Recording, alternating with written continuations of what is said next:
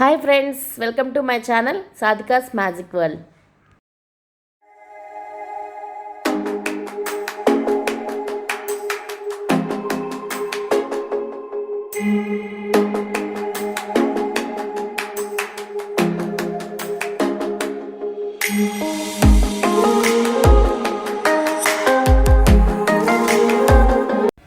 ఈరోజు నేను మీకు మల్లెపూలు లాంటి వడియాలు బియ్యపు పిండితో ఎలా పెట్టుకోవాలో చూపిస్తాను. చూడండి, చూసారా ఫ్లవర్ లాగా ఉన్నాయి ఎంత చక్కగా. ఇవి మనం రేషన్ బియ్యంతో అయినా పెట్టుకోవచ్చు, మామూలు బియ్యంతో అయినా కూడా పెట్టుకోవచ్చు. చాలా సింపుల్గా ఈజీగా పెట్టేసుకోవచ్చు. ఇప్పుడు ఇది ఎలా పెట్టుకోవాలో చూపిస్తున్నాను. 1 కప్పు బియ్యం తీసుకున్నా. చూడండి, మీరు ఏ బియ్యం అయినా తీసుకోవచ్చండి. ఇందులో 1/2 కప్పు సగ్గుబియ్యం తీసుకున్నా. గమనించండి, చూడండి, కొంచెమే సగ్గుబియ్యం. 1 కప్పు రైస్కి 1/2 కప్పే సగ్గుబియ్యం.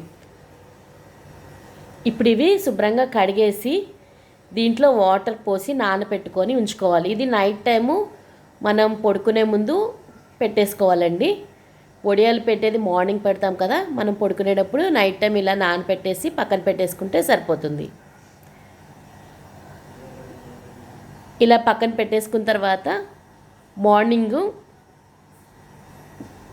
ఫస్ట్ పొయ్యి మీద మనం ఎసరు పెట్టుకోవాలండి. నేను 1 కప్పుకి 5 కప్స్ వాటర్ తీసుకున్నా. రైస్ 1 కప్ తీసుకున్నా కదా, 5 కప్స్ వాటర్ తీసుకున్నా. చూడండి జాగ్రత్తగా, అదే కప్పుతో తీసుకున్నాను. ఆ వాటరు మనకి బాయిల్ అవ్వాలి కాబట్టి ముందు వాటర్ పొయ్యి మీద పెట్టుకున్నాము. ఆ తర్వాత మనం నానబెట్టుకున్న బియ్యం, సగ్గుబియ్యం కలిపి మిక్సీ జార్లో వేసి బాగా జారుగా మిక్సీ పట్టేసుకోవాలండి. చూసారా, ఈ కన్సిస్టెన్సీలో ఉండాలి. దోశ పిండికి మనం ఎంత జారుగా కలుపుకుంటామో అట్లాగా మిక్సీ పట్టేసుకొని పెట్టుకోవాలి. ఇది వాటరు ఎసరు వస్తుంది, అందులో సాల్ట్ కూడా ఇప్పుడే వేసుకోవాలండి. ఇప్పుడు ఈ మసిలే నీళ్ళల్లో మన దోశల పిండిలాగా పట్టుకున్న బియ్య పిండి మిశ్రమాన్ని ఇందులో కలుపుకుంటూ వేసుకోవాలి. చాలా కేర్ఫుల్గా చేసుకోవాలండి. ఇది మనం ఆ పిండి ఇందులో కలిపేటప్పుడు కలపెడుతూ వేసుకోవాలి, లేదంటే ఉండలు కట్టేసిద్ది అన్నమాట. చూసారా, అలా కలపెడుతూ వేసుకోవాలన్నమాట. అది కలపెడుతూనే ఉండాలండి, లేకపోతే అడుగంటేసి అది ఉండలు కట్టేయడం కానీ అలా అవుతుంది. కాబట్టి మనం కలపెడుతూనే ఉండాలి. అది కొంచెం చిక్కపడే వరకు కూడా అలాగే కలపెట్టాలి. అందుకునే వడియాలు పెట్టుకునేటప్పుడు, ఇలాంటి ఐటమ్స్ పెట్టుకునేటప్పుడు కొంచెం కొంచెం పెట్టుకుంటే మనం డైలీ కొంచెం కొంచెం అయితే ఎక్కువ మనకి శ్రమ ఉండదు కాబట్టి కొంచెం కొంచెం పెట్టుకొని పెట్టేసుకోవచ్చు. ఈజీగా కూడా ఉంటుంది. ఒకసారి ఎక్కువ పెట్టుకున్నాం అనుకోండి, అది ఉండలు కట్టినా అది మళ్ళీ పాడైపోయినా అలా లేకుండా ఇలా స్మాల్ క్వాంటిటీస్ తీసుకుంటే కొంచెం కొంచెం మనకి పెట్టుకోవడానికి శ్రమ పడక్కర్లేదు, ఈజీగా త్వరగా అయిపోతుంది అనమాట. అలా కొత్తగా చేసే వాళ్ళకి కూడా అంత ఇబ్బంది ఉండదన్నమాట. ఇప్పుడు ఇది చిక్కపడిపోయిందండి, బబుల్స్గా వస్తుంది కదా, చూడండి. ఇప్పుడు నేను స్టవ్ ఆఫ్ చేసేసి ఉంచుకుంటున్నాను. స్టవ్ ఆఫ్ చేసి ఉంచినా కూడా అది తొందరగా చల్లారడానికి అది మధ్య మధ్యలో కలుపుతూ ఉండాలి.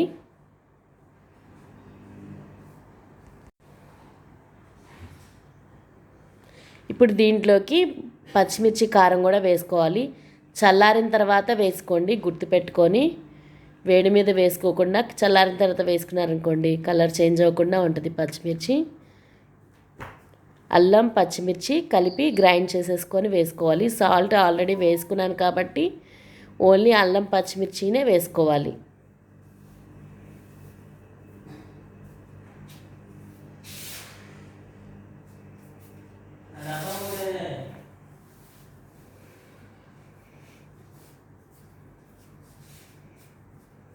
ఇంకా వేడిగానే ఉంది కదా, చూడండి. అల్లం పచ్చిమిర్చి పేస్ట్ వేసేస్తున్నాను. ఇందులో కొంచెం జీలకర్ర కూడా వేసుకుంటున్నానండి.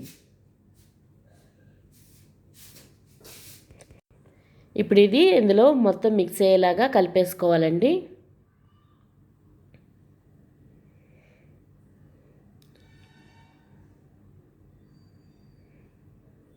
ఇది కంప్లీట్గా చల్లగా అయిపోవాలండి మనకి వడియాలు పెట్టుకోవడానికి. అప్పుడు మనకి పెట్టుకోవడానికి ఈజీగా వస్తుంది. మనం చేతితో పెడతాం కాబట్టి వడియాల్ని కంప్లీట్గా కూల్ అయిపోవాలి. మన రూమ్ టెంపరేచర్కి వచ్చేసే వరకు వెయిట్ చేసి అప్పుడు మనం వడియాలు పెట్టుకోవాలి. అందుకనే ఎప్పుడైనా సరే వడియాలు పెట్టడానికి మనం ఎర్లీ మార్నింగ్ లేచి ఇది కుక్ చేసేసుకుంటే మనం సన్ స్టార్ట్ అయ్యేటప్పటికి పెట్టుకోవచ్చు. అప్పుడు చల్లారిపోతుంది అన్నమాట. ఇదిగోండి పేపర్ వేసి నేను చూడండి ఎలా పెడుతున్నానో, చిన్న చిన్నవే పెట్టుకోవాలి అలా చేత్తో. ఎంత చిన్నవి పెడితే అంత త్వరగా ఎండిపోతాయి అన్నమాట. మనకి క్రిస్పీగా కూడా ఉంటాయి. మధ్యలో గట్టిగా ఉండిపోకుండా అలా ఉంటుంది. ఎంత చిన్న చిన్నవి పెట్టుకొని అవి ఎండిపోయినాయి అనుకోండి కంప్లీట్గా ఎండిపోతుంది కదా. మనం ఆయిల్లో వేసి ఫ్రై చేసినప్పుడు కూడా బోల్గా వస్తుంది అన్నమాట.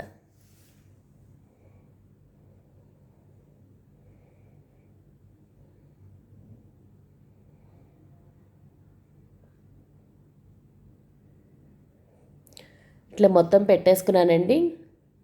నేను కొంచెం క్వాంటిటీనే తీసుకున్నాను కాబట్టి పేపర్ కంప్లీట్గా పట్టలేదు.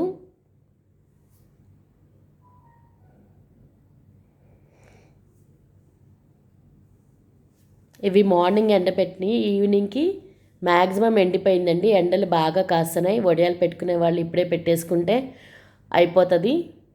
గాలులు అవి లేకుండా ఎండ నిలబడుతుంది కాబట్టి దుమ్ము ధూళి లేకుండా ఉంటుంది. మ్యాక్సిమం ఎండిపోయిందండి. లోపల వైపు కొంచెం వెట్గా ఉంది అంతే. నెక్స్ట్ డే ఎండ పెట్టేస్తే అయిపోతుంది. 2 డేస్లో ఎండిపోయినాయి నాకు వడియాలు అయితే. చూడండి కంప్లీట్గా ఎండిపోయినాయి. ఆ సౌండ్ కూడా చూస్తున్నారా?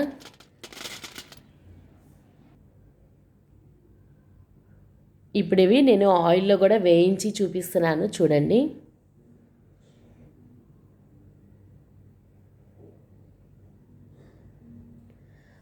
ఆ వడియాలు ఎండిపోయిన సైజు ఎంత ఉందో ఆయిల్లో వేయగానే అవి ఎంత సైజుకి వచ్చినాయో చూడండి.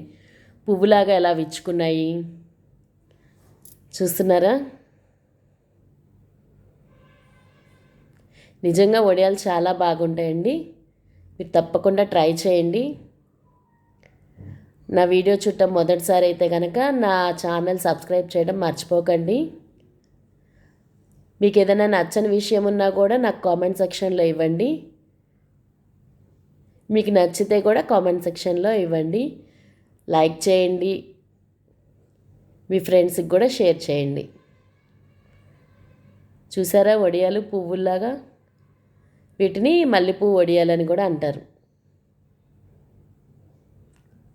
తెల్లగా పువ్వుల్లాగా ఉంటాయి కదా, అందుకని మల్లెపూలు అని అంటారు. మీరు కూడా ట్రై చేస్తారు కదా.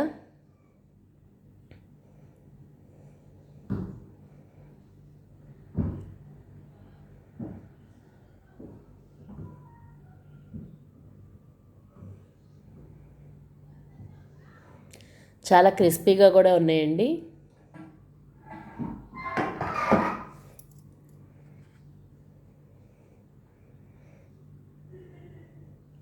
చూసారా?